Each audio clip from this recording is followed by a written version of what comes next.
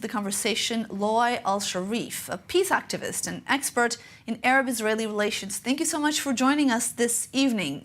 Now, it seems that the possibility of normalization with Saudi, according to the guests here in the studio, is very low. One of the reasons we saw the Hamas onslaught on October 7th was exactly this, the growing possibility of a normalization between the two countries. And now we've had more than a year of war and these fragile truces both in Gaza and of course, in Lebanon. What are the chances of that happening? Do you agree that they're very low, or do we see an opening possibility once again? I see it happening quite faster than we all expect. I know that many people don't really share this opinion, but I know the region very well.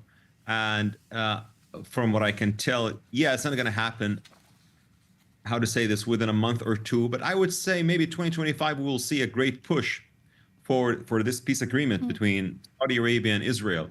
And before I joined the channel just now, I wrote an article on my X account, and I said how the pathway should look like to those countries that preconditioned the Palestinian state, or a pathway to a Palestinian state before normalizing with Israel should look like. And I made it obvious that not a single entity or party in Israel would accept a terrorist state on its neighbors ruled by Hamas or Islamic Jihad or other terrorists. And it will not be only a threat to Israel, but it will be a threat to the entire Middle East.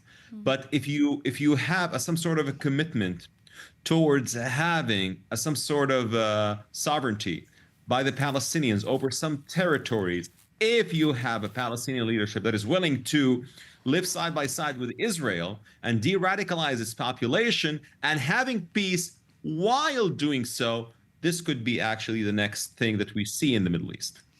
All right, and while the leadership in Saudi Arabia might seem ready or open, at least, for this sort of commitment or deal with Israel, the population not so much. How much pushback would establishing ties between the two countries see domestically in Saudi Arabia? I do agree with you. The population is not ready. Still, so lot great hate for Israel, especially after the October war.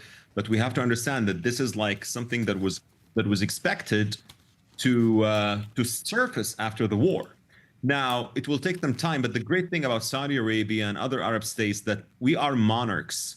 We follow the leadership. If the leadership says it's in our best interest to have this kind of relationship, and the people of Saudi Arabia genuinely love Prince Mohammed bin Salman, trust Prince Mohammed bin Salman, follow Prince Mohammed bin Salman. So if Prince Mohammed bin Salman comes in the open and says, well, you know what? This is the greatest thing that we can do right now to push the Middle East for more peace and prosperity, most of the population will follow. But of course, you will have some resistance. And people in Israel and people in the Jewish world have to anticipate that as well. It's not going to be easy, but at least you would have some sort of a move towards something that would make it people to people like the UAE, instead of having a security agreement peace like the one in Egypt and Jordan.